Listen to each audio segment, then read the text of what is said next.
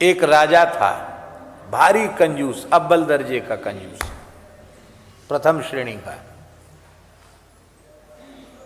और कंजूस लोग मीठा बहुत बोलते हैं, ये पहचान है कंजूसों की, क्योंकि उन्हें कुछ खर्च तो करना नहीं, बातों से ही राजी करना है, खुश करना है, तो बात तो मीठी बात से ही खुश किया जाएगा। कंजूस बहुत मीठा बोलते हैं। तो कोई भी राजा क्या कोई सहायता लेने आता तो राजा बहुत, अरे सब आपके लिए ही तो है, सब आपका ही तो है, वाह जरूर जरूर। और उसका एक सेवक था मंत्री, उसका नाम था नंदन। राजा कहता, नंदन हजूर आज्ञा। बोले ये आए हैं, इनका थोड़ा समाधान करो। वो नंदन ऐसा था कि राजा से 2 कदम आगे था, इसलिए तो उसको मंत्री बना के रखा था। वो कहता आइए आइए आइए आइए आइए, एकांत में ले जाता और ऐसे ही, देखो आज बहुत व्यस्तता है, कल जरूर आना, काम तुम्हारा हुआ समझो। अरे क्या है, इतनी कम, इतने बड़े महाराज के पास इतना कम बता रहे हो, सब मिलेगा।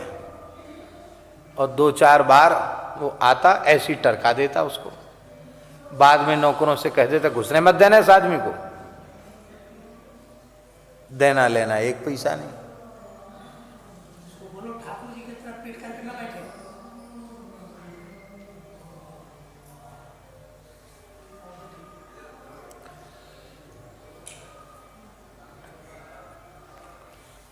तो एक ब्राह्मण देवता, उनकी बेटी का ब्याह था, और ब्याह पक्का हो गया।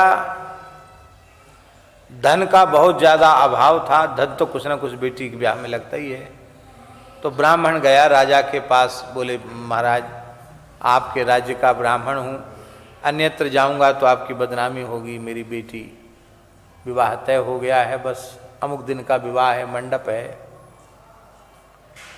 अरे पंडित जी इतना बढ़िया काम, कन्यादान तो यज्ञ से बड़ा पुण्य का काम है। जरूर जरूर, अवश्य अवश्य, बिल्कुल किया जाए।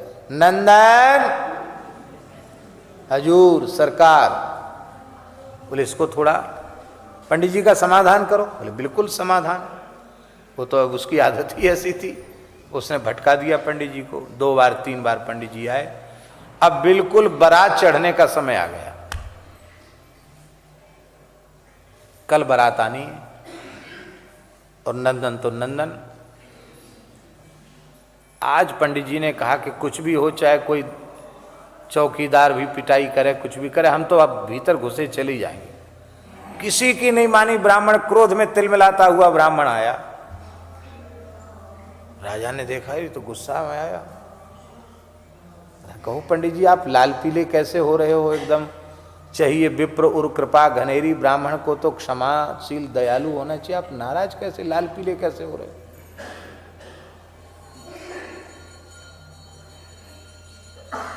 कहे महाराज हम आपके पास अमुक दिन आए थे। हाँ हाँ आए थे, हमें खूब याद है, और ये भी याद होगा कि हमने बेटी के विवाह के लिए सहायता मांगी थी। हाँ हाँ जरूर।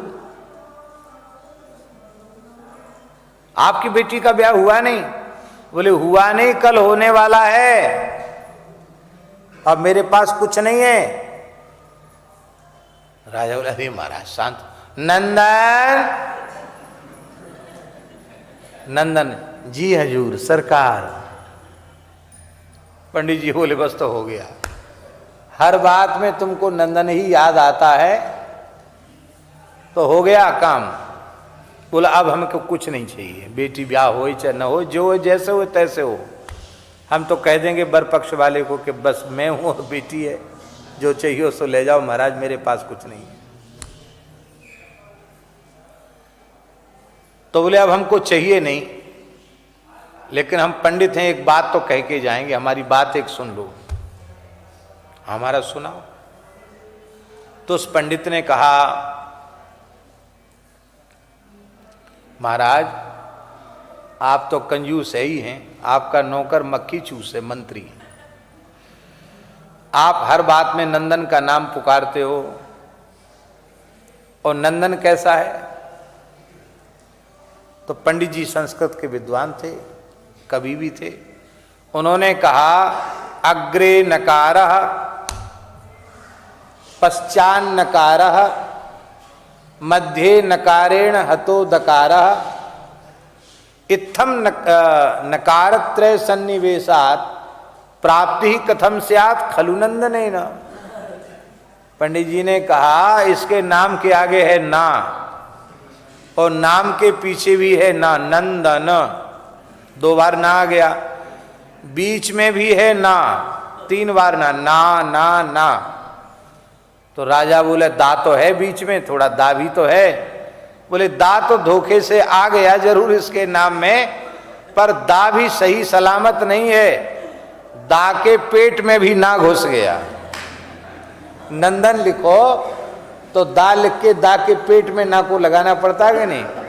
बोले ना ने दा का पेट फाड़ दिया। तो महाराज ये नंदन से तो कभी प्राप्ति होगी नहीं, तुमको कुछ देना हो तो दो, नहीं तो बस हमारी राम राम। तो ऐसा कोई कंजूस हो तो उसके पास फिर कभी कोई द्वारा मांगने नहीं जाएगा।